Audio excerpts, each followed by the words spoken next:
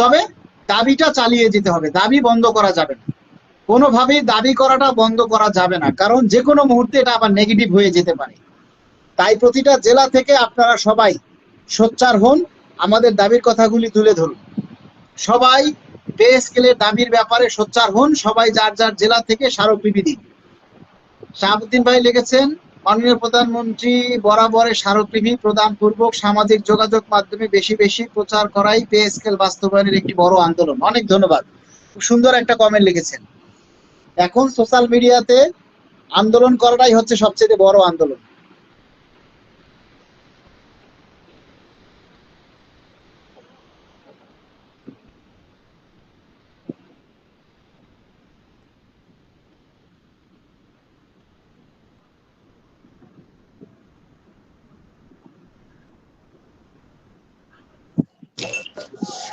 জি, আসসালামু আলাইকুম মালিক ভাই। জি বলেন। ভালো আছেন?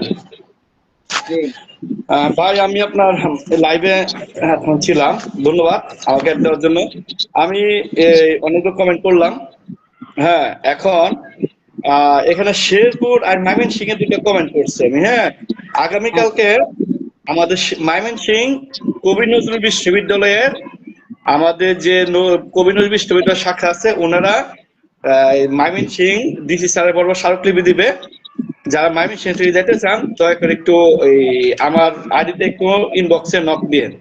আর শেরপুর থেকে আমাদের প্রাণী সম্পদ দপ্তর নালিতাবালি একজন আছে আমার কলিগ ওসমান গনি ভাই, উনিও যাবে। তো শেরপুর, ময়মনসিংহ, জামালপুর, টাঙ্গাইল যদি কেউ থাকেন আমার ইনবক্সে একটু নক দেন। আর এদিকে নরসিংদী আছে, গাজীপুর আছে। গাজীপুর আগামীকালকে আমাদের নূর মোহাম্মদ ভাই কেন্দ্রীয় কমিটির উনি স্মারকলিপি জমা দিবেন।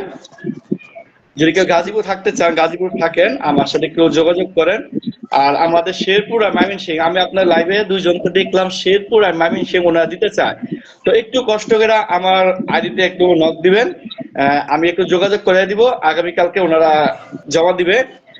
আর বিষয়টা হলো গিয়ে ভাই, আমরা বসে থাকলে হবে না, আমাদের কাজ প্রায় 90% কমপ্লিট। আমাদের কাজ প্রায় কমপ্লিট।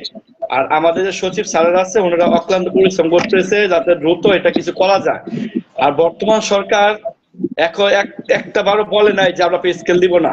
ওনারা সবসময় বলছে যে পে স্কেলের পক্ষে তারা কাজ করতেছে। তাই কারো উল্টাপাল্টা কথায় কান দিবেন না, শান্তিপূর্ণ ভাবে আমরা আমাদের দাবি আদায় করব।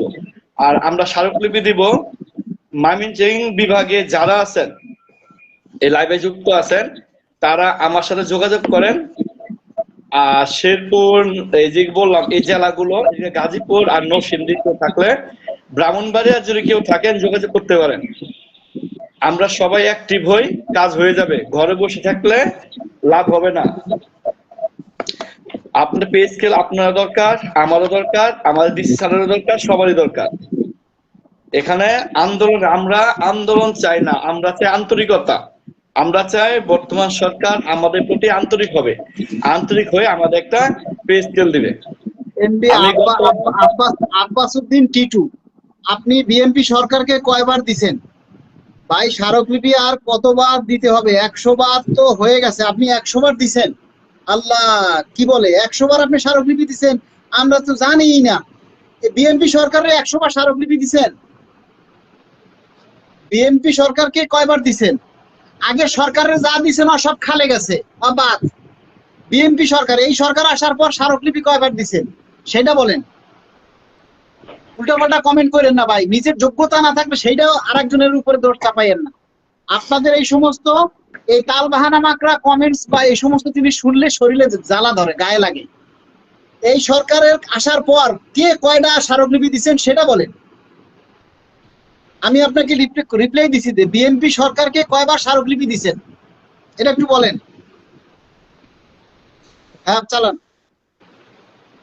আচ্ছা, আমরা বিষয়টা কি ভাই, আমরা সবাই গণপ্রজাতন্ত্রী বাংলাদেশ সরকারের কর্মচারী, কথা বুঝতে পারছেন? এখানে সরকার এখন পর্যন্ত আমাদের প্রতি পজিটিভ। আমরা কে আগে কি করছেন কি করেন নাই সেটা কোনো বিষয় না। আমরা 11 বছর যাবৎ বঞ্চিত।